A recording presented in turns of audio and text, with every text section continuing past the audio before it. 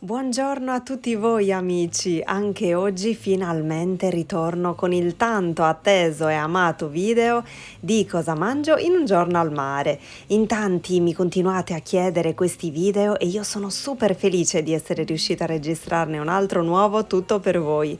Spero che vi possa far piacere.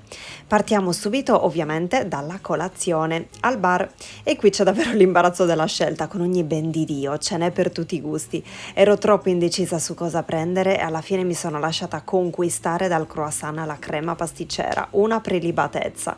Cappuccino e via in strada direzione mare.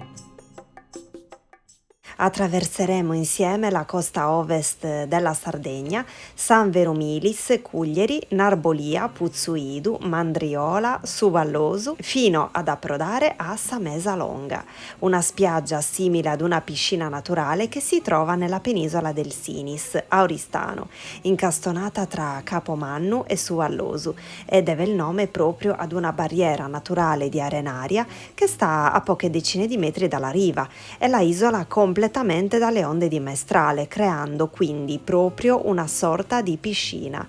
Samesalonga significa la tavola lunga ed è una stupenda e lunghissima spiaggia multicolore. La sabbia è fine e morbida e il nero degli scogli che tagliano in due l'arenile vi farà restare senza parole. Il mare poi, in base alla luce, regala tutte le sfumature di blu, con fondale sabbioso e poco profondo. È una spiaggia particolarissima dei mille colori, con un isolotto piatto al centro, facilmente raggiungibile a nuoto e poi a piedi, e che la protegge dai venti e dalle onde.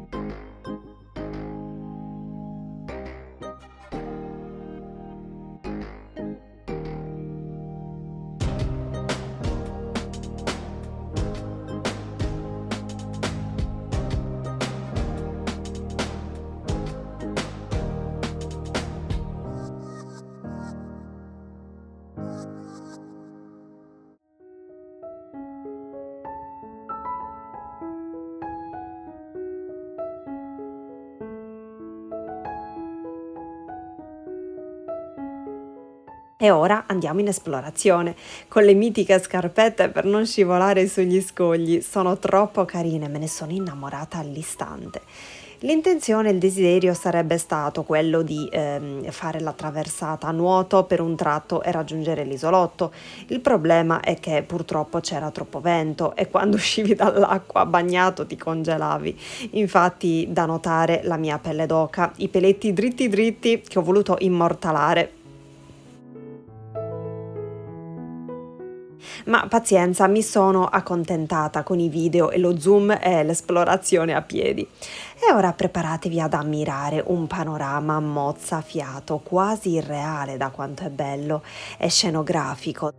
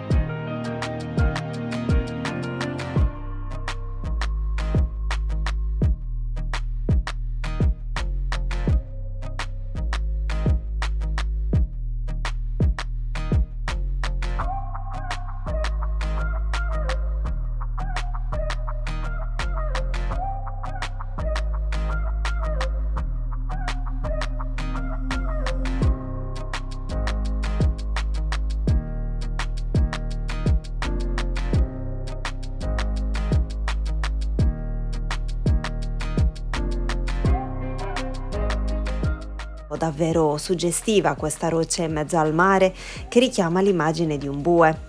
Al rientro dall'esplorazione ho fatto merenda con le fette di bosco, delle fette biscottate favolose scoperte da poco che mi hanno conquistato subito per il loro sapore e consistenza. Ve le straconsiglio.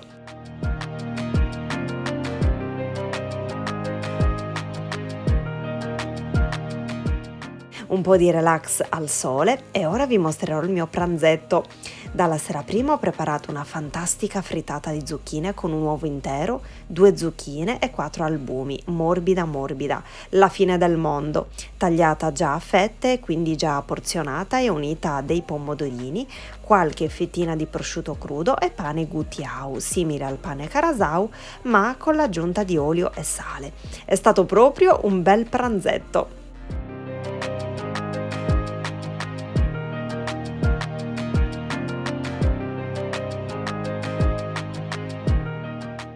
Ho mangiato anche un pezzetto di cocco prima di spostarmi a casa di amici, dove ho proseguito il pomeriggio con un po' d'uva appena raccolta, ananas fresco e qualche mikado che ero da secoli senza mangiare. Super buono, ma super buono tutto.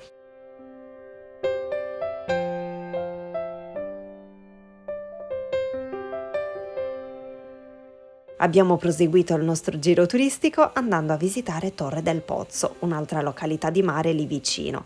E anche qui ho voluto regalarvi qualche immagine ovviamente di questo panorama incantevole.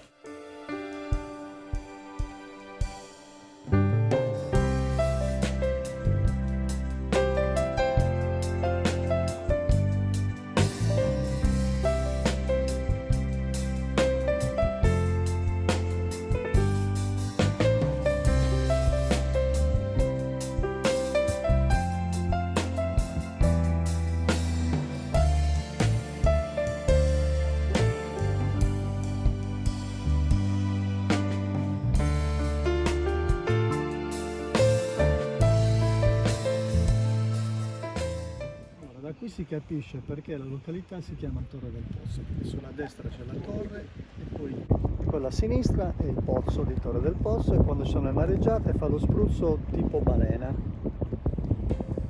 Ringraziamo tanto la cortese voce amica che ci ha fatto da guida turistica. E ora continuiamo ad ammirare il panorama paradisiaco. Guardate che sogno.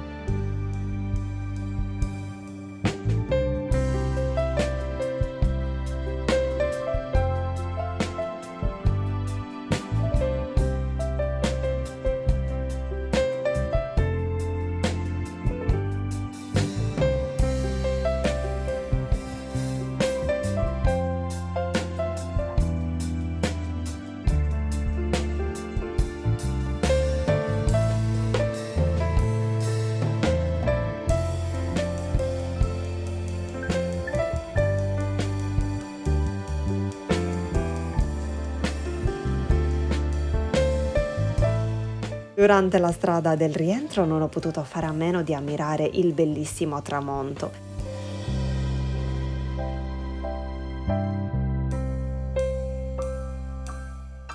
E una volta giunta a casa ho subito sgranocchiato il mio adorato pane gutiau. Eccolo qui. Sono poi stata in pizzeria e ho comprato delle deliziose pizzette al taglio, le famosissime pizzette al taglio sarde, la mia farcita con le zucchine grigliate, una meraviglia, adoro.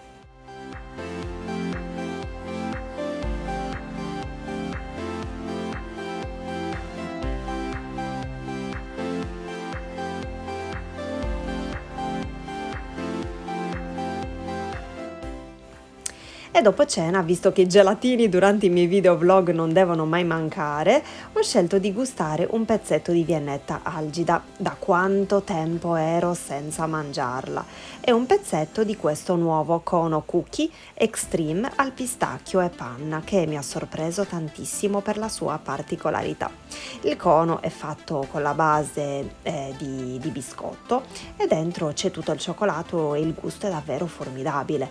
Poi panna e pistacchio, aiuto, la fine del mondo. Ve lo consiglio, poi io vado pazza per il pistacchio. Il video è così giunto al termine, spero tanto che vi sia piaciuto e spero in seguito di riuscire a registrarne degli altri nuovi tutti per voi. Vi abbraccio forte forte e vi rimando ai prossimi video. Ciao!